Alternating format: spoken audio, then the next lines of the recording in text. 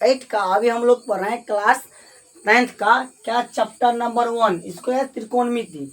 त्रिकोणमिति का पहला क्वेश्चन मेरा क्या कहता है, एनसीईआरटी का 8.1 का मेरा पहला क्वेश्चन क्या देखिए क्या कहता है, यदि साइन ए बराबर 3/4 तो कॉस ए और टैन ए का मान ज्ञात करें। हमें दे दी क्या कर दिया है, साइन थीटा बराबर दे दिया हमें कितना 3/4, तो हमें लाना क्या है कॉस ए और टैन ए का मान ज्ञात करना। ठीक है, ये देखो ये क्वेश्चन ना बहुत बार क्वेश्चन पूछता है, क्या करता है रहता है क्वेश्चन सेम ही रहता है, क्या कर देते हैं अगर साइन है यहाँ पे क्या कर देता है टैन लगा देता है, वो तब टैन लगा देता है, क्या कहता है निकालने के लिए कॉस का मान निकालने कहता है और क्या कहता है साइन का मान निकालने। फिलहाल अभी मेरा क्वेश्चन दे दिया क्या साइन थीटा, क्या दे दिया है साइन ए यानी थीटा का भी एक बोल सकते हैं, ये बराबर कितना है 3/4 दे दिया है। ठीक है, हम लोग जानते हैं कि साइन थीटा बराबर फॉर्मूला होता है P/H यानी कि लंब बटा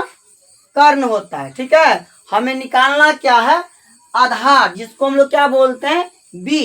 तो त्रिकोणमिति हमेशा ध्यान रखना क्या कहता है P और B और H, यानी कि P से क्या होता है लंब, B से आधार और H से क्या होता है कर्ण होता है।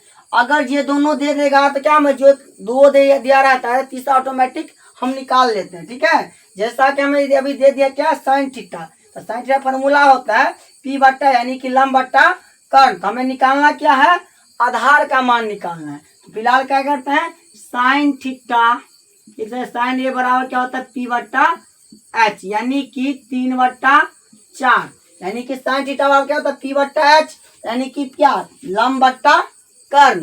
तो यानी कि लंब मेरे पास कितना दे दिया 3 दे दिया और कर्ण कितना दे दिया 4 दे दिया। हमें निकालना क्या है आधार का मान निकाले। तो हम लोग जानते हैं आधार बराबर आधार को हम लोग किससे लिखते हैं 20 से। तो आधार का फॉर्मूला होता है क्या होता है कर्ण स्क्वायर रूट अंडर कर्ण स्क्वायर, कर्ण किसने H का स्क्वायर, कर्ण स्क्वायर माइनस लंब, लंब को हम क्या बोलते हैं P यानी कि लंब स्क्वायर। ठीक है, हम ये फॉर्मूला ये होता है सूत्र होता है त्रिकोणमिति का 8.1 में। ठीक है, तो मेरे पास कर्ण कितना दे दिया है यानी कि H का मान, कर्ण मेरे पास कितना दे दिया 4 दे दिया है यानी कि 4 का स्क्वायर माइनस लंब मेरे पास कितना दे दिया है 3 का स्क्वायर। तो अब बताइए 4 का स्क्वायर कितना होता है 16 होता है, 4 का स्क्वायर कितना होता है 16 होता है। ठीक है, माइनस और 3 का स्क्वायर क्या होता है 9, यानी कि 16 में से 9 घटेगा तो कितना हो जाएगा 7, यानी कि H का मान नहीं सॉरी B का मान मुझे कितना निकल गया 7 निकल, इसलिए क्या लिखेंगे B बराबर हमें कितना है √7 निकल गया, हमें निकल गया B का भी मान निकल गया। अब मेरा क्वेश्चन क्या कर रहा है कि cos A का मान निकालना है और क्या कर रहा है tan A का मान निकालता। पहले हम cos क्या निकालते हैं पहले हम cos का मान निकाल लेते हैं, इसलिए लिख लेंगे cos A यानी कि थीटा, अगर थीटा रहेगा तो थीटा बोलेंगे और A रहेगा तो A भी रहेंगे। ठीक, कोई दिक्कत नहीं ना।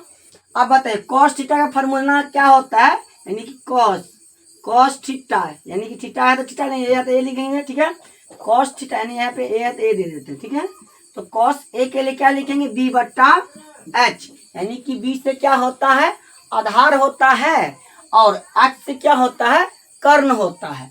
हमें cos का फॉर्मूला क्या था B/H यानी कि लिख सकते हैं cos A बराबर B/H।